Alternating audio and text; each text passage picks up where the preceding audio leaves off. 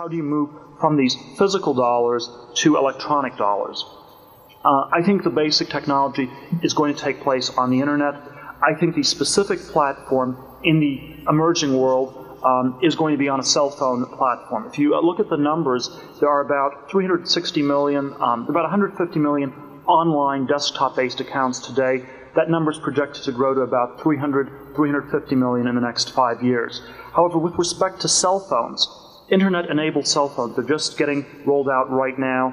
They already have some significant penetration in Japan, in Finland, in Sweden. They're getting rolled out in Western Europe, the US next year. The numbers are projected to grow from about 10 million internet-enabled cell phones today to about 1 billion in 5 years. In 5 years from now, everybody who is a member of the middle class in the emerging world and in the developed world will have an internet-enabled cell phone. And this sort of a cell, in China, the number is projected to go to something like 300 million cell phones, most of which will be internet-enabled. These people will have access to their bank accounts, and it will be very easy for them to move money into an account in a safe jurisdiction where the banks are not politically controlled, and they will basically be able to completely dollarize the economy. There will be no need to have any rubles or renminbi, and it will be non-traceable. No matter how illegal the Chinese Communist government says it is to hold US dollars, you will have a password on your cell phone, and the only way to stop this process would be literally to shut down the telecommunications network. And that's the kind of choice governments like China, India, some of these other countries are going to face. They will either have to shut down the telecommunications network and make it illegal for you to own a cell phone, or they will have to basically give up the kind of monetary sovereignty they've had and the enormous power that they've been able to wield as a result of this kind of sovereignty over the last many, many years.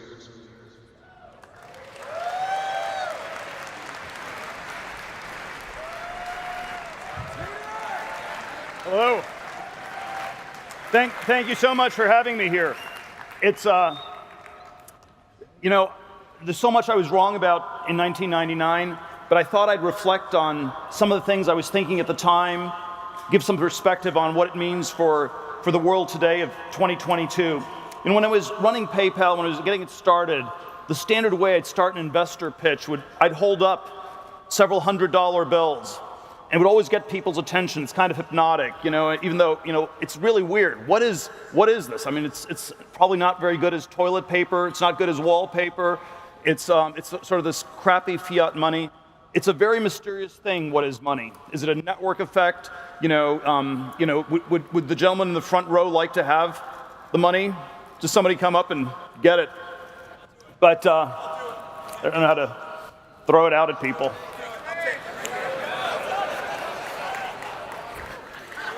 I thought you guys were supposed to be Bitcoin maximalists, And so this is like, it's like kind of crazy that this stuff still works, But when we were starting PayPal, we knew nothing about money, about banking, about payments, about any of this stuff. It was sort of all thought of from first principles. We probably got a lot very wrong. I'll mention the two slides that describe what we thought we were doing. This is the PayPal February 1999 seed round pitch. We were going to replace, we said the US Treasury, we actually meant the central bank. We didn't know the difference between the two.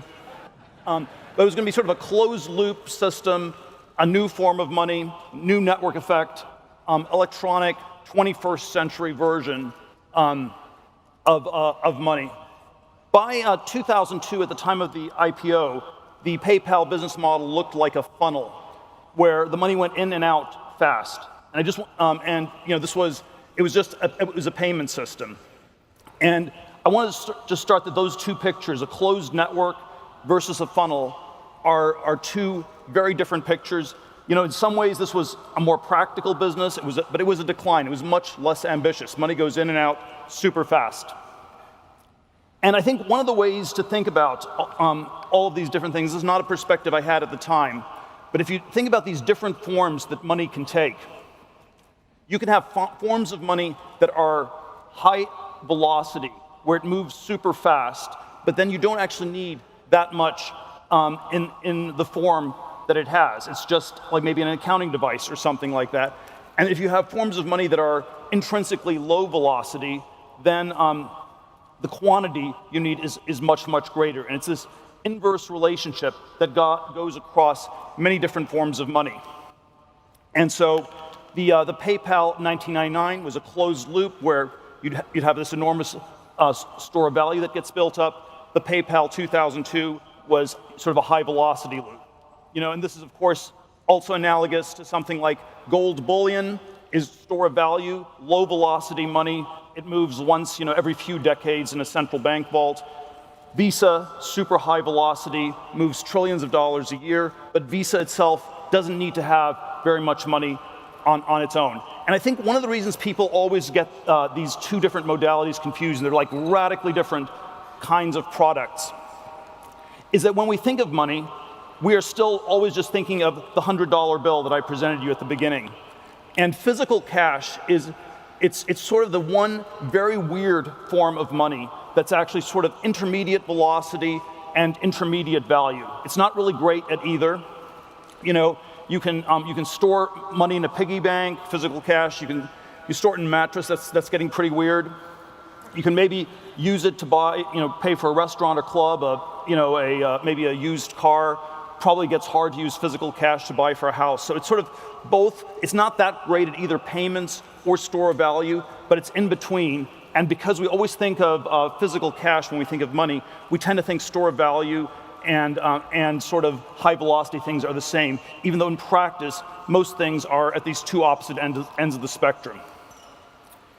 And then, I want to obviously suggest that, Bitcoin and Ethereum are at these two extreme opposite ends of the spectrum.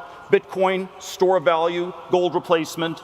Ethereum, if it works, is going to be sort of the super high velocity, fast moving thing. And the thing that's sort of, I would say, fundamentally honest about Bitcoin is that we are just at this one, sort of low velocity, high value end of the spectrum. And then if you look at something like Ethereum, you are, you will say that it's high velocity, it's going to be sort of a frictionless payment system, but then it's also going to have incredible amounts of intrinsic value. And there's probably something about all those things that doesn't quite add up.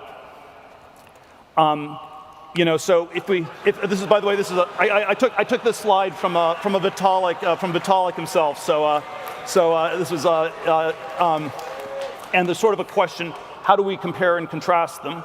And so if we look at the current market caps, 830 billion versus 386 billion of Ethereum, but if we map Bitcoin onto gold and Ethereum onto Visa, well, Ethereum's worth roughly as much as Visa, so it's fairly valued. If you have a seamless, frictionless payment system, it's worth $400 billion. As it works, the gas fees have to go down. It has to become completely frictionless to work. And then, whereas gold is 12 trillion, and if Bitcoin is going to replace gold, the question is really, why is it so undervalued? What is it going to take for it to go up the 10x? And I'm going to close on that a little bit later. We can, so there sort of are all these different ways Bitcoin is going to, has every potential to replace gold. Question is why it has not done so yet.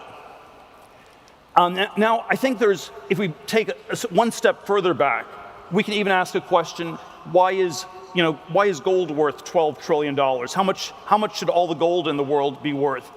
And if we look at, say, the 1970s, gold did remarkably well, stocks were kind of a crappy investment, and it's sort of very different from today. So if you look at all the gold in the world today versus all the publicly traded equities in the world today, it's about 12 trillion of gold, 115 trillion of equities, roughly a 10-to-1 ratio. If you look at sort of the peak of the bull market in the late 70s, early 80s, where gold peaked at about $850 an ounce, in nominal dollars, at the time, all the gold in the world was worth about $2.5 trillion. All the publicly traded equities were worth $2.5 trillion, and the ratio was actually 1-to-1. And so one of the questions you have to ask is, why is the ratio 10-to-1? Why can't it be 1-to-1? maybe it should be 100 to 1. It can be all over the map. What defines these kinds of ratios?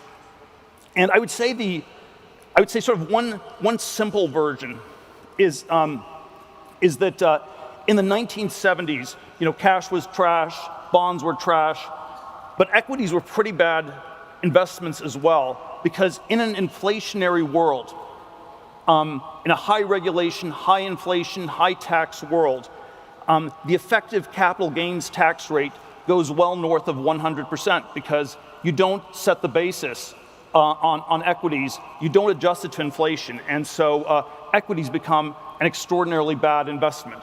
In the world of the 2010s, gold did pretty well, Bitcoin did extremely well, but the real competitor for Bitcoin is not Ethereum. That's a payment system.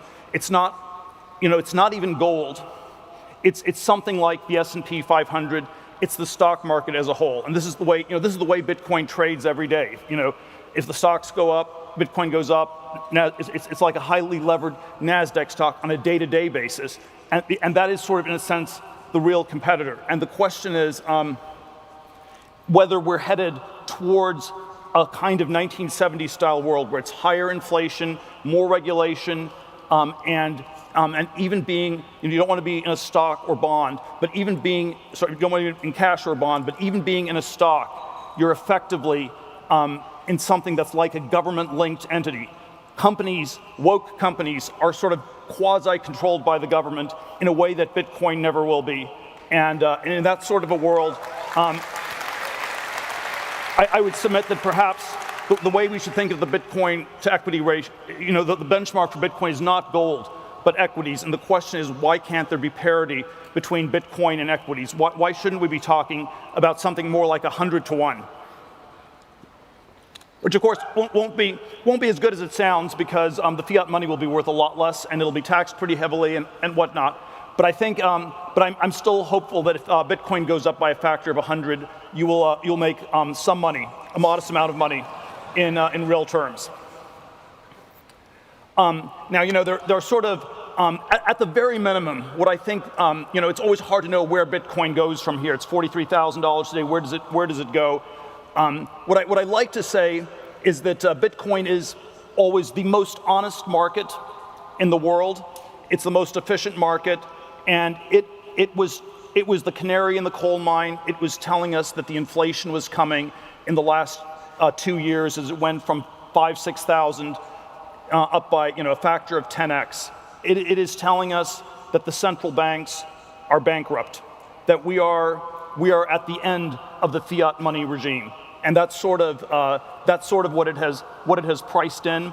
I think the central bankers, Mr. Powell, people like that, should be extremely grateful to Bitcoin, because it's the last warning they're going to get.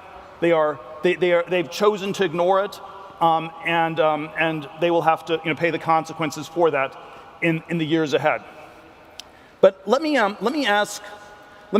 come back to this question. Why has Bitcoin not yet gone to 100,000 to $1 million of Bitcoin? Why has it not yet converged with gold, or even with the equity markets more broadly? And what is it going to take for this to happen? And I know that sort of the ways we often talk about businesses or technologies is how great the technology is, how great the code is, how great the math is, how it's sort of innovative. But I want to sort of suggest that we should maybe think of it at least in one dimension as sort of a political question, and it's a movement, and it's a political question whether this movement is going to succeed, or whether the enemies of the movement are going to succeed in stopping us. And so I want to maybe end with an enemies list, a list of people who I think are stopping Bitcoin. And they all have, many of them have, there's sort of a lot of them, they tend to have this sort of nameless, faceless bureaucrat perspective, which is of course one of the ways they hide. But we're going to try to expose them and realize that this is sort of what we have to fight for Bitcoin to go 10x or 100x from here. So enemy number one. I think he's sort of, I think the sort of the sociopathic grandpa from Omaha is perhaps the most honest and the most direct in it, and you have to sort of think of it's of course on some level these people aren't always just talking their book. It's sort of they have some sort of institutional bias. It's long, a list of woke companies. It's somehow long this fiat money system, and of course there's always a sense if you're a money manager, you want to pretend that it's complicated to invest, and if all you have to do is buy Bitcoin, that's like ridiculous. All these people are out of business. It's there was a version of this also with gold. They never liked gold either, because if all you had to do was own gold, that's something everybody can do. But there's sort of an institutional bias, a sort of a center-left political bias. There's of course the New York City banker bias. Jamie Dimon, J.P. Morgan. You can get quotes like this from any number of these people. And then I would say, another one, even more obscure, Larry Fink, the CEO of BlackRock, where, if you have these sort of large institutional investors, they need to be allocating some of their money to Bitcoin.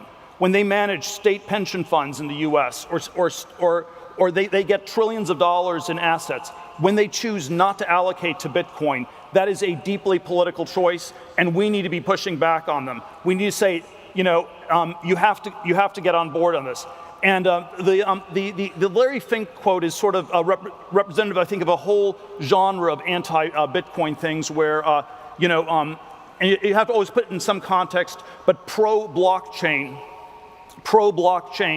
is an anti-Bitcoin term, very typically. So it's like, I love the blockchain, but not so sure about this Bitcoin. Don't need Bitcoin. We can move on to the blockchain. Move along. This is not the currency you're looking for. Move along. Move along. But if we sort of combine all of these things, I would sort of put the label on the sort of the label they've come up with, and perhaps the real enemy is ESG, and which it's always sort of unclear what it means. You might think of it as not charitable for me to sort of name some enemies here, but I think that ESG is just a hate factory. It's a factory for naming enemies, and we should not be allowing them to do that. Or that of course you can sort of always ask the question, what's the difference between ESG and CCP, the Chinese Communist Party? They are into social and governance. Environmental is sort of fake. It's probably also fake in a lot of these cases. But I always think when you think ESG, you should be thinking CCP. There's some degree. It's been a surprise. ESG has been surprisingly inclusive. Basically, as far as I can tell, the only things that are sort of not liked are some of the carbon industries, and then Bitcoin. And it's because most of the other companies, they are subject to political control, especially when your companies go public. I always advise CEOs when they take their companies public. There's some good things. You get liquidity. You can, the early investors can cash out. You can get some credibility.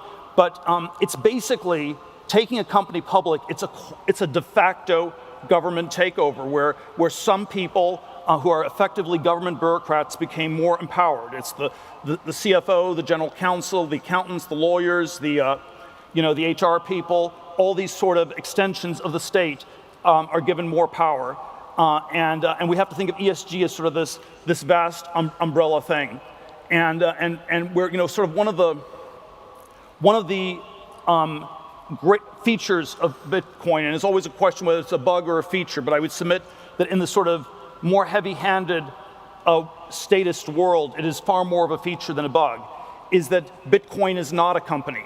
It does not have a board. We do not know who Satoshi is. And in some ways, all these things seemed extreme in the world of the 2010s, where the inflation was low, the regulations were not the worst, and it seems extremely prescient for the world of the 2020s. And if we had to summarize this in one frame, it is the finance gerontocracy that runs the country through whatever silly virtue signaling / hate factory term like ESG they have, versus what I would call, what we have to think of as a revolutionary youth movement. And we have to just go out from this conference and take over the world. Thank you very much. Welcome back. We're here at the Marathon News Desk at Bitcoin 2022, presented by Bitcoin Magazine. I'm Pete Rizzo, editor at Bitcoin Magazine. We're back with our panel, Mr. Mark Moss, Kevin O'Leary, and Nolan Bowerly. First, like and smash that subscribe button. You just watched a keynote by entrepreneur, investor, and philanthropist Peter Thiel, co-founder of PayPal. This was high production. He led with a video of himself as a youth saying things about money that we say about Bitcoin today, throwing money into the crowd, but also doing some other things, comparing Bitcoin to Ethereum, saying that Bitcoin is too slow, saying that the competitor to Bitcoin is the S&P, making a lot of statements here, also saying being pro-blockchain is anti-Bitcoin. Where do you guys want to start with this speech? Let me take a stab at it, go back to the beginning of the presentation. Yeah. The one that I found most interesting was comparing Bitcoin valuation or total market cap to that of the S&P 500. Now, the reason that's a difficult comparison at this point is the S&P 500 is primarily owned by sovereign wealth and pension plans. When you have $250 million a day to put to work, the only place you can find liquidity of that size is the S&P 500. It's the largest market on Earth, represents the largest companies on Earth, and is a store of value, even in inflationary times. The challenge with his analogy and asking why Bitcoin is not a challenger, because he showed the analogy at a period in time, gold market cap was equal to that of the S&P. That was very interesting, that chart. Right now, there isn't a single pension plan or sovereign wealth fund that is allowed to buy Bitcoin. So if you want to see it compared to the S&P 500, which is what they buy all day long, 24/7, you have to set the playing field level, which means we need policy to allow pension plans, both sovereign wealth plans and domestic, to buy Bitcoin as an asset. You can't do that yet. And in order for that to happen, you will have to get the government to agree, and the SEC to agree, and the regulator to agree, and the infrastructure that provides compliance, and the ESG committees, and the ethical committees to agree to allow them to buy it. And we're a little ways off, but when that happens, you will see Bitcoin break out of its current trading range because it will be allocated, and then it'll start to appreciate. So Kevin O'Leary taking a positive take. Bitcoin equity is good comparison. Mark? Yeah, I want to jump in. I mean, I would definitely agree with Mr. O'Leary on this, Mr. Wonderful. We're going to need a couple changes to happen, and when that change happens, they'll be coming in. But I think the big thing that I saw in that comparison, equity is 115 trillion, Bitcoin 800 billion. I think what we're going to see is that because we've been in this inflationary monetary system, there's nowhere good to park your money. As Mr. O'Leary points out, you have $250 billion. What are you going to do with it? You have to put it in the S&P. That's the only place that can take that much money. When we have a superior asset that we can put money into, it's going to pull monetary premium from other properties. So silver has industrial use, gold has a monetary premium. And I think we're going to see monetary premiums being sucked out of real estate, being sucked out of the equities markets as well, because Bitcoin will be that pristine asset. We're running short on time here. We did say the dirty word, Ethereum. Reactions to the floor. What did you make of his comparison, Bitcoin to Ethereum? I thought he got into trouble with those analogies. Analogies can be really unpersuasive because it's so easy to see the holes in them. And Arthur Hayes, who I think is one of the best writers, entrepreneurs in this industry, he set that stage already for most of this industry, and for me in particular, when he mentioned that, okay, Ethereum has the potential to take the Wall Street piece. Bitcoin really is something for savings, something for people to put their store of Again, value. I think it was an attempt to pigeonhole Bitcoin within this world of crypto assets. To the floor for remarks. Well, what he got wrong in that comparison with Bitcoin and Ethereum is he pointed Bitcoin as a place to store value, but Ethereum has more velocity, so it's better of a medium of exchange. And he's got that completely wrong because Bitcoin is a new technology that allows us to have the superior value storage properties of Bitcoin, but also has the velocity of instantaneous and free transfers. So it's both wrapped into one. We don't need two assets like we used to. Before we wrap up, I just want to note he did say a few other things that are positive. Central bankers should be grateful to Bitcoin, saying that Bitcoin has these enemies. The sociopathic grandpa from Omaha, Jamie Dimon, to the floor. There's nothing wrong with making that comparison. However, that's not what Jamie Dimon said.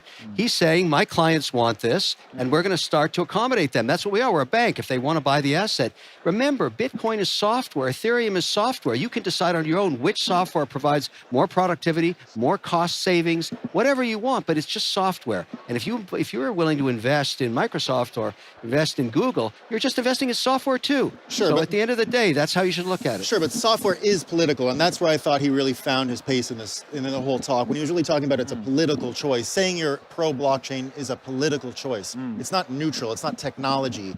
Bitcoin itself... And you didn't agree with that. I certainly agreed with that. I think this whole thing is a worldview, and Bitcoin does offer a way to organize markets and see the whole world. It's not just about the asset. Certainly a lot to unpack, a lot to discuss, but unfortunately I have to throw it back to the main panel stage. We've got Bitcoin is Freedom coming up, moderated by Alice Gladstein, author of Check Your Financial Privilege. You can find that one on the bitcoinmagazine.com/store.